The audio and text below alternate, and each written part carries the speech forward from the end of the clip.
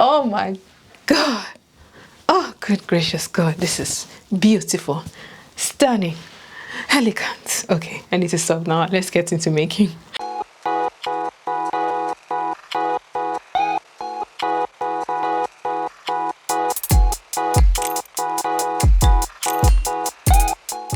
What's up, Kadivas, and welcome back to another tutorial. This is going to be the making video of this very sophisticated and chic top I have on here. This is the second video in my holiday wardrobe making series where I show you outfits and pieces I'm making for my summer holiday. This top has a twist detail on the front, and then the body is just like really nice and loose. You can also make this as a mini or a maxi dress version. Mine is a top that just sits, I'll say, around my hip, so I can wear it as a regular top, out or tucked into a pair of shorts, skirts, pants, however I want to style it for the season. If you do enjoy this video, give it a thumbs up. I'm going to share how to make the patterns first and then show you how to cut and stitch everything together later on in this video. Please check the video description for the type of material I'm using, how much material I'm using, and any other information I think you guys will find useful. Okay, let's get into this tutorial because I absolutely am obsessed with how this stuff came out. Like, I mean, look. Oh my God. Oh, good gracious God. This is beautiful, stunning, elegant. Okay, I need to stop now. Let's get into making. The sewing patterns I'm going to be working with today are my basic bodice front and back. These are my printable PDF patterns that go from UK 6 to 16. I'm going to link them down below for anyone who wants to grab one for themselves. My material of choice is this print satin.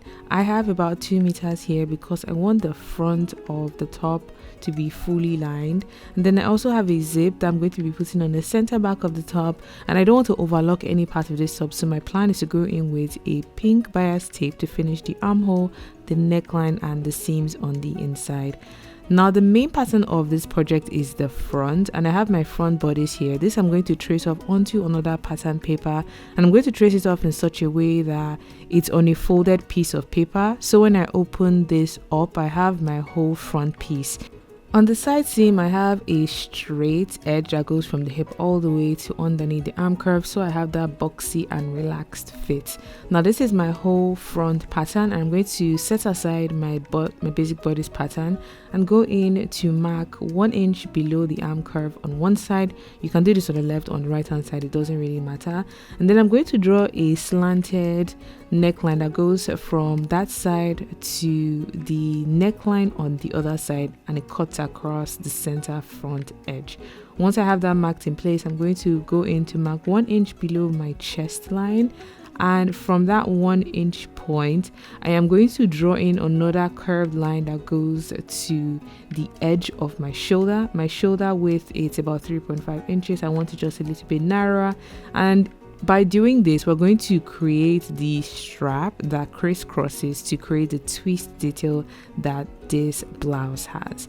Once I'm done doing this, I'm going to go to the bottom edge of the pattern and draw in a center front line that goes from that 1 inch mark down to the hemline, because the plan is to keep that left hand side as the main pattern, and I'm going to cut off the rest. But before I cut it off, I'm just adding a 1 centimeter seam allowance around my pattern, so around the side, the neck, the shoulder, and the hem, because that's going to allow me to join it to the corresponding side.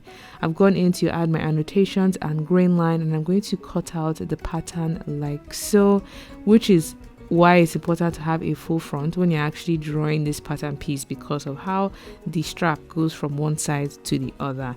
Now this is the main pattern piece, this front pattern, but we need to create the back, so we have a full top that you can actually wear. And for the back, I have my back basic bodice, and this I'm going to be tracing off onto another pattern paper like we did for the front, and I'm going to trace off everything and recreate the same straight shape on the side seam like it was in the front, because I want that boxy and relaxed fit. Then I'm going to set aside my back pattern and go in to make some changes.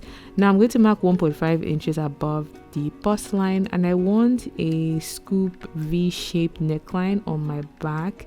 This is optional. You can have your back as a high neckline if you don't want this particular neckline that I'm drawing in here. And then I'm going to ensure that the shoulder width on the front and the back actually match. So I'm just grabbing my front pattern and transferring the point. Then I'm going to draw in the new arm curve for the back, so that way everything connects together in a way that makes sense for me. And I'm just going in to add my notch to differentiate the front arm curve from the back. And I actually went back into my back neckline. I just wanted to make the neckline a bit more open so a breeze can actually blow my back. Once I had made that change, I'm just going in to add a 1 centimeter seam allowance around my back pattern.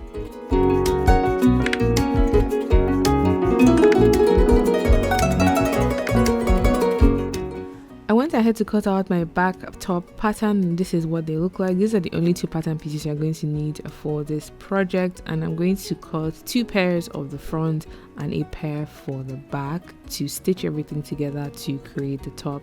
This pattern is for a woven fabric, so keep that in mind if you're going to be following the exact steps to make your own version. You would want to work with woven fabrics as well.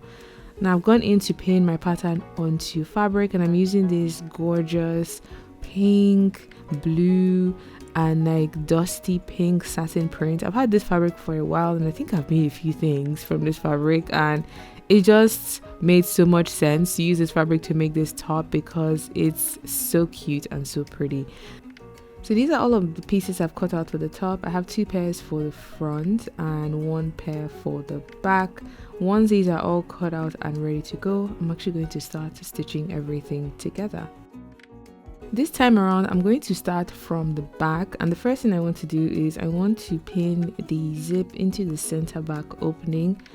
Honestly, I think the zip is optional because of how boxy this top is, but I just wanted to have it there in case I want to wear this top on days I have makeup on and I don't want to stain the neckline. Just having the zip is like a good option. So I'm stitching this in on my machine, and this is an invisible zip, so the center back of the top is really nice and clean.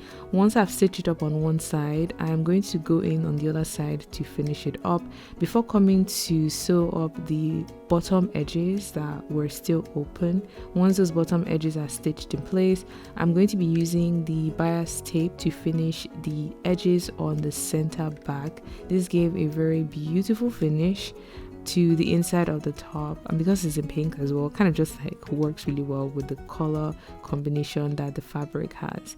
Now I'm going in here to finish the arm curve and the neckline of the back of the top using the bias tape.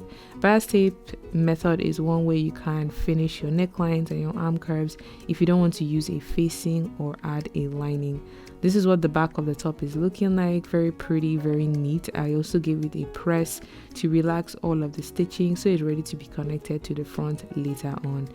Now these are the front pieces, and I have pinned them together along the center front edge. This I'm going to be stitching up until that 1 inch point that we marked on our pattern. So you should have notched that point on your fabric as well, because you want to stop stitching at that point. And once you're done doing that, press that seam open before joining both layers together. Now you would want to join both layers along the neckline, so the really wide neckline here, and along this inner V-shaped neckline and the other side as well. This I'm going to be sewing on a 1 centimeter seam allowance, making my way from one end to the other, and when I reach the middle of that V point, I'm going to leave my needle right in the middle, lift my footer, turn my piece in the other direction, and then stitch up until the next end.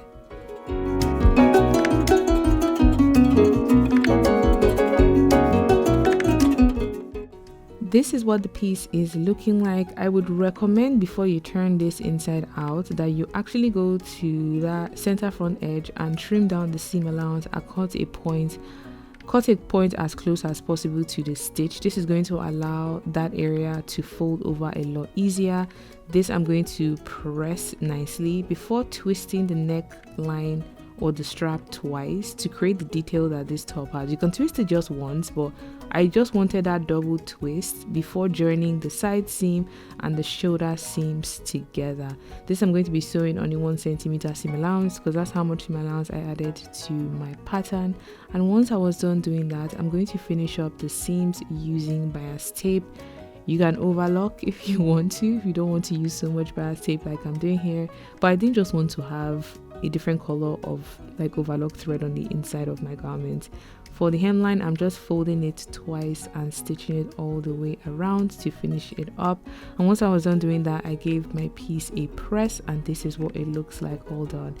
I am so glad I went with the boxy fit because there's nothing worse than wearing a tight top on a very hot day, and I know this top pairs really well with either a pink pair of shorts, blue shorts, white pants, white maxi skirt. I can wear it a bit lower on the neck like this or higher, however I am feeling on the day. But I hope you guys enjoyed watching this project. This was so much fun to make. Really easy and straightforward as well, not as complicated as I thought it would be, and it's a great like top to wear over the summer holiday season. If you did enjoy this project, do give this video a thumbs up. If you recreate this, don't forget to tag me on social media at KimDave Designs, and until next time, have a good morning, afternoon and evening wherever you are. Bye. I somehow have to make something out of all of these scraps. I can't decide if I want to make a 2-piece bikini or a 1-piece swimsuit. I can't for the life of me.